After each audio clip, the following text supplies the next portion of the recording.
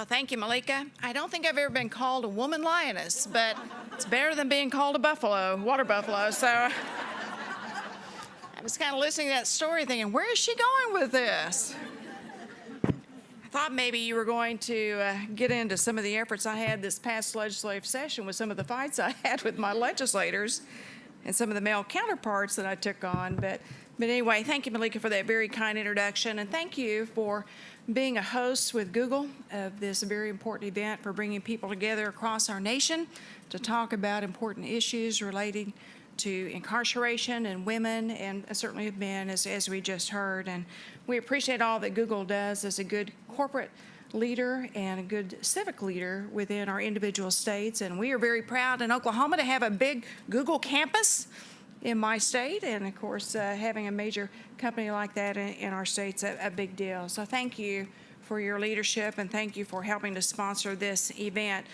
Google's also been very active in helping us in my state with young girls and getting into STEM education, the science, technology, engineering, and math, which will go a long ways in helping prepare women to enter into different fields and professions that they may not think of. So we appreciate you. And of course, we appreciate the U.S. Justice Action Network and Holly. Where is Holly at? She's probably working somewhere. But anyone that's met Holly, when Holly asks you to do something, you're probably going to do it. She is such a great enthusiast and great advocate for our criminal justice issues, and we appreciate them. And of course, all the other sponsors that are here today, thank you. We appreciate the Koch brothers and all that they do, and all the other organizations that are part of this. And I appreciate all of you taking time to come to this forum, a first of its kind that we've ever had in our nation, to talk about women incarcerated and what we can do as a nation and why it's important as a topic to talk about, and about incarceration in general. You know, prisons play a critical role in keeping people who are dangerous, who are violent, who might affect, as Senator Booker was talking about, our own liberty, our own justice of our families, who might threaten our safety. But there's a large growing body of research that shows that prison is not the answer and the best option for everyone. And I think that's what we just heard Senator Booker talk about a few moments ago. It's not for every offender that we see that comes through our criminal justice system. For many of our nonviolent, low-level offenders, there are alternatives that work better, in my opinion, such as our drug and mental health courts that we have established throughout our nation, and something that's very active in Oklahoma, to bring community-based treatment, diversion programs, supervision to work better, and to help people get through whatever it is that they may have done to prevent future crime, and also to, frankly, cause us to use less prison beds within our nation. And there are states that are active in this reform effort. States like Texas, Georgia, South Dakota, Utah, Kentucky, certainly Oklahoma, have designed various policy reform issues and using research to help us when it comes to our incarceration rates and to control, frankly, our corrections spending in our individual states, because that money, if you're spending on corrections, is being taken away from education or health care or some other important topic. It's also been shown that many states have been able to reduce imprisonment while reducing crime by ensuring that expensive prison beds are used for those who are actually dangerous, that we need to keep locked up to protect ourselves and our individual families, while also reinvesting in programs that are successful and programs that help with the ability to reduce recidivism, address substance abuse, address people who go back into the system itself. And so I want to share with you just a couple of statistics regarding women incarcerated in my state of Oklahoma. Now, the reason why I've been interested in this, and I was telling Malika this and some of the other folks I had dinner with, that as a young girl growing up, my mother was a social worker. And there were times at night that she would get a phone call when I was very young, and they would say, you know, Mrs. Copeland, you need to go pick up this child because something is going on in their family. It might have been a domestic abuse situation, or maybe it was someone who had been arrested and was being taken away, and this child was left behind. And so my mother would go pick up this child, and I can remember at times having to go with her because my father would be gone somewhere, and I'd ride in the back seat, and she would go pick up this child, and this has been a long time ago, and would take them to some foster home or some group shelter type home to get them safe. And as a young girl who had a safe and loving household, it really had an impact upon me thinking about not all children have the safe household that I had and that I enjoyed.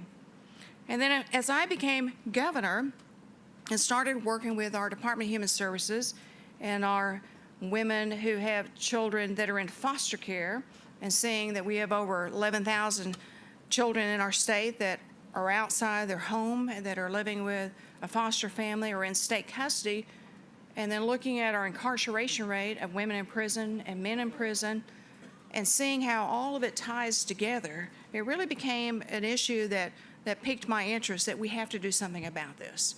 As coming from a mother that was a social worker to seeing children being put in state custody and the cost of that upon their lives and the uncertainty about their future, to just how many women we incarcerate.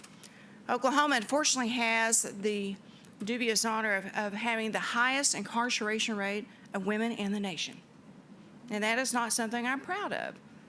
And so for years, I've had various studies in which we brought together people to say, why is it that Oklahoma women are being incarcerated at a higher rate than other states in the nation?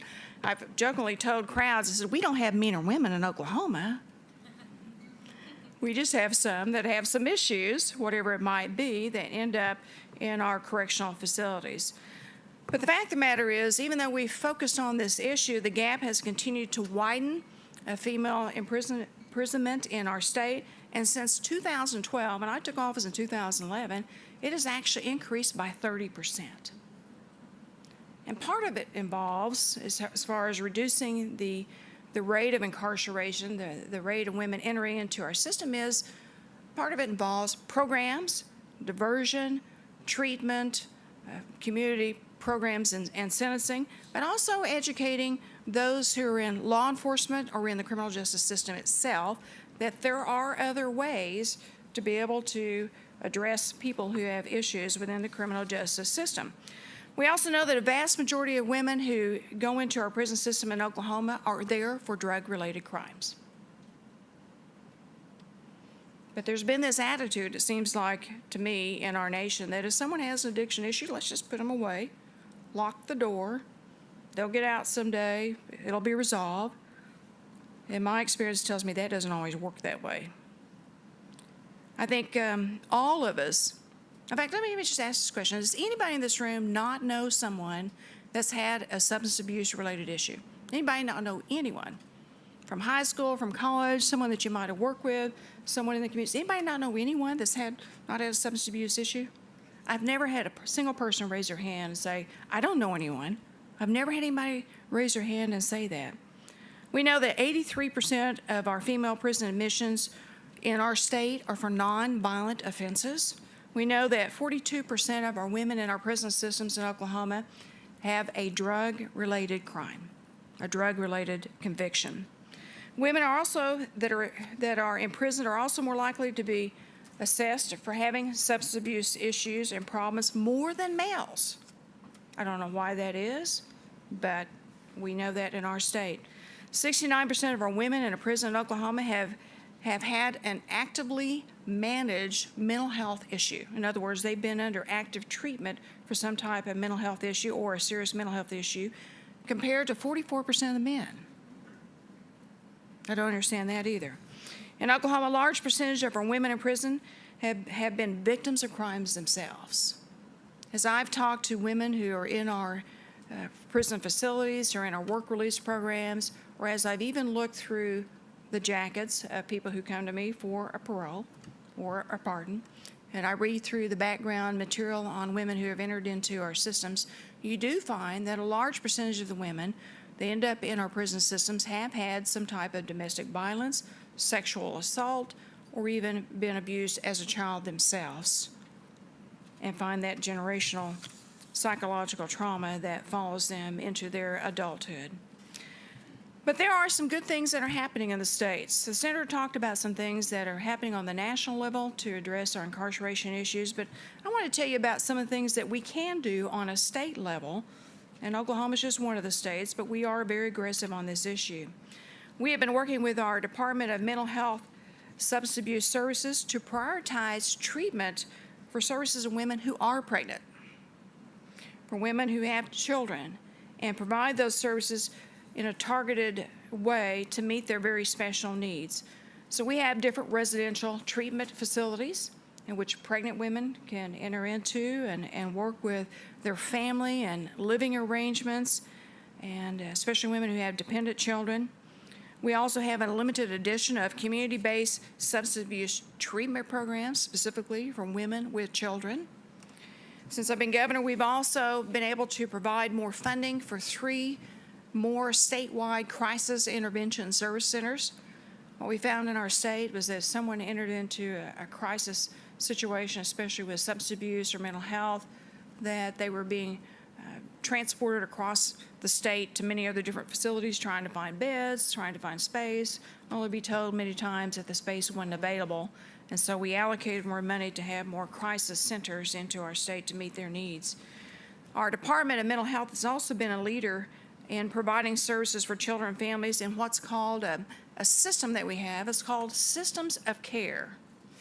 We know that when someone has a challenge within their life, that it's normally not just one issue that needs to be addressed. It could be many different issues that need to be addressed. So we have a system of care to where not only do they enter into the corrections agency itself, but we engage multiple state agencies such as mental health, substance abuse. If you have a woman that is entering into the criminal justice system, they may have a juvenile at home, could have some family members that have their own issues. So we work with that woman and the mother to also address their juveniles within the system and see how we can provide them support. We work with them with the Department of Human Services if their children are going into the foster care system. And we also work with our State Department of Education. What happens to the children when mom goes away and they're still in school and they still need to get to school, they still need transportation? So we try to develop this system of care to take care of all the different needs of a woman that is in our criminal justice system. We've also developed some very, very successful partnerships, public-private partnerships versus just sending someone to prison and saying best of luck and work it out and we'll see you whenever you get out. One of the great programs that we have is a program called Remerge, which is a comprehensive female diversion program designed to help transform pregnant women and mothers facing incarceration, to help them not go into the system, to be able to stay out and get them the services that they need, by having a partnership between our Department of Corrections and our mental health services to reduce the rate of the women that are incarcerated and to interrupt whatever it is that's going on in their life, and to interrupt what I would call the generational cycle, intergenerational cycle that we see of women and families and children. Because a lot of the different reports I've read on women who are in our systems have a grandmother or a mother. If they're in line, their child's in trouble too. And so we're trying to break that cycle, whatever it is that's going on in their life, by providing those systems of care, those systems of services to help them get on the right path. We also work very much with evidence-based programs, not just a program, but things that we know will work. One of my favorite sayings is that we want to put people in programs that we know work, not in programs that we just hope will work, but that we know will work, that are proven. Whether it's addressing the mental health, behavioral health, trauma, substance abuse. And then upon completion of the Remerge programs, the graduates have an extraordinary opportunity to have their felony charges dismissed. Gone.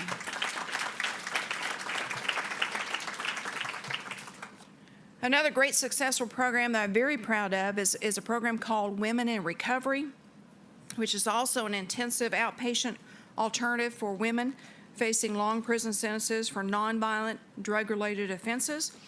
And this initiative works very closely with our criminal justice system and various community partners to ensure the program participants receive supervision, substance abuse treatment, mental health services, education, be able to finish the GED if that's not been finished, help them with workforce-ready training programs to help them have some type of skill that they can use. And then, of course, the most important thing is the family reunification.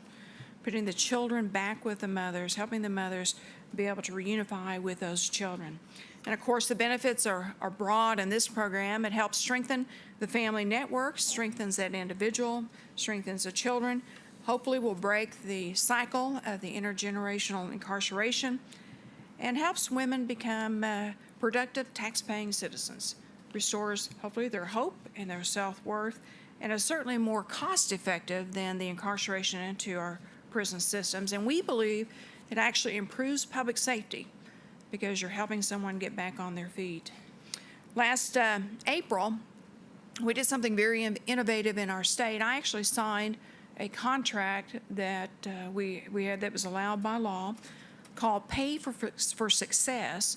And basically what the state did is that we're partnering with this Women in Recovery program to pay them for every single person who goes through the program that successfully comes out of the program, stays out of trouble, stays clean, but we pay for success for that program because it's such a great model and keeping our ladies out of prison but helping them get the treatment and services that they need.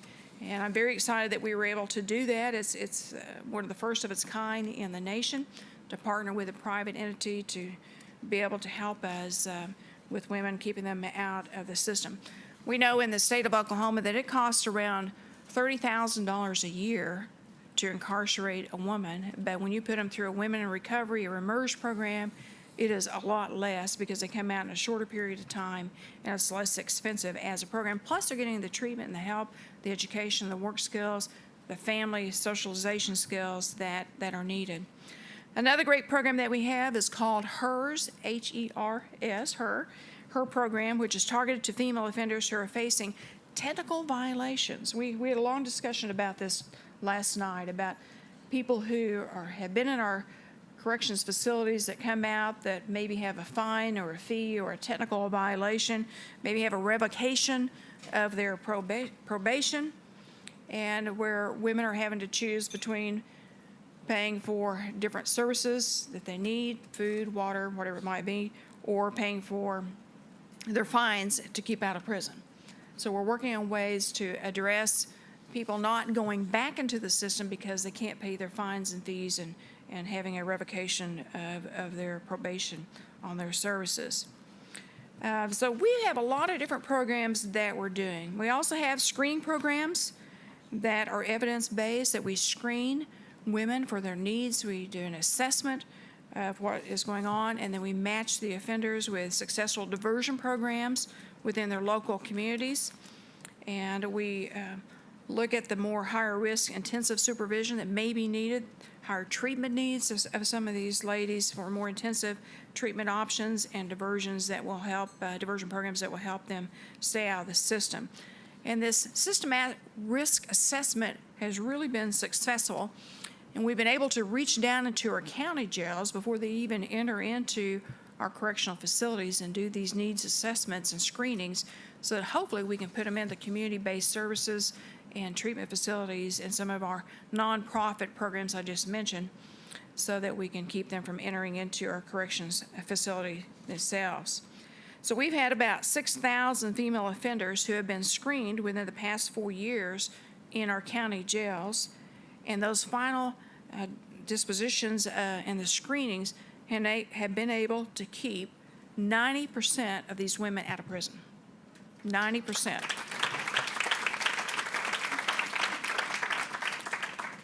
So it's another great program that we're very, very proud of.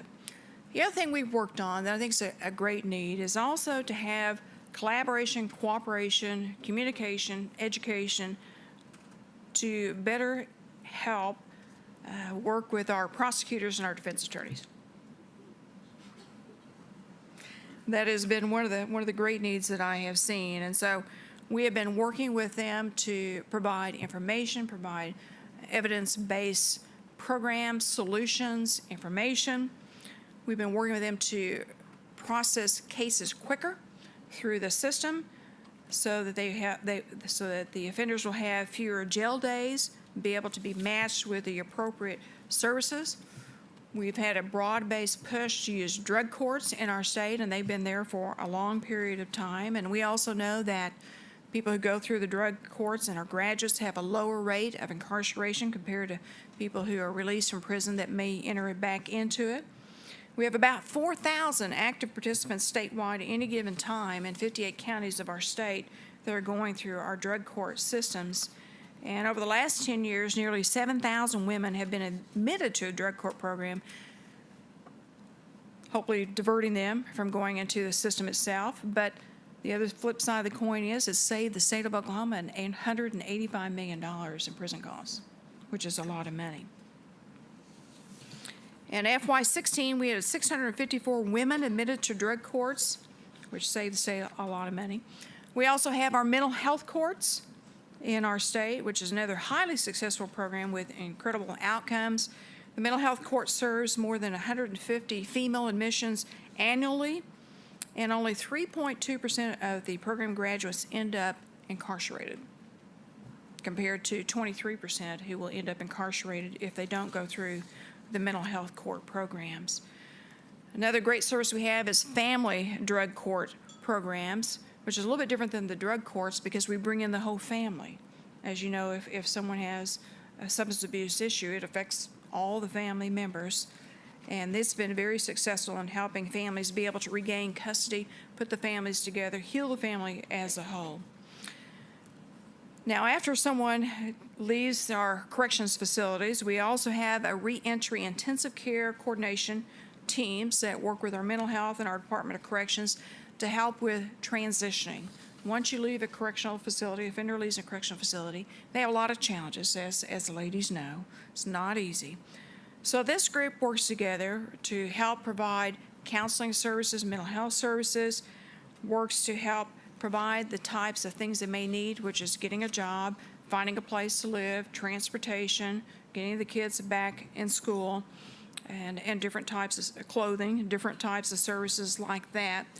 And the reentry intensive care coordination teams have resulted in 43% lower return to prison over a 36-month period following a release. A 43% lower return to prison, which is quite substantial. Now, this is pretty interesting. So those people who go through this reentry intensive care program and get the help after 24 months of being released from prison make 56% more money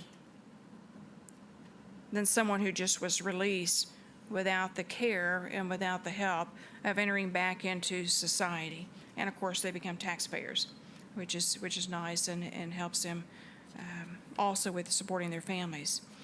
So Oklahoma's been working very hard on these types of things, but one of the things that we see with people who are coming out of our correctional institutions is if you've been in prison for a while, your work skills have certainly been challenged. And so we work very closely with our vocational schools, our career tech schools, to provide training for our female offenders. And we have 3 different facilities in our state that we have for corrections, for females in the corrections system. And so these training centers, VOTEC schools, go into these centers and offer all kinds of job training skills. They teach computer fundamentals. They teach career readiness, transportation, logistics, different occupational fields that someone may be interested in going into, because that's one of the biggest challenges that you have if you come out of the system is finding a job, finding a work skill. And talking about finding a job, one of the things I did as governor a couple of years ago through an executive order was on all state employee applications for someone applying to get a state job, I signed an executive order to ban the box on our state applications.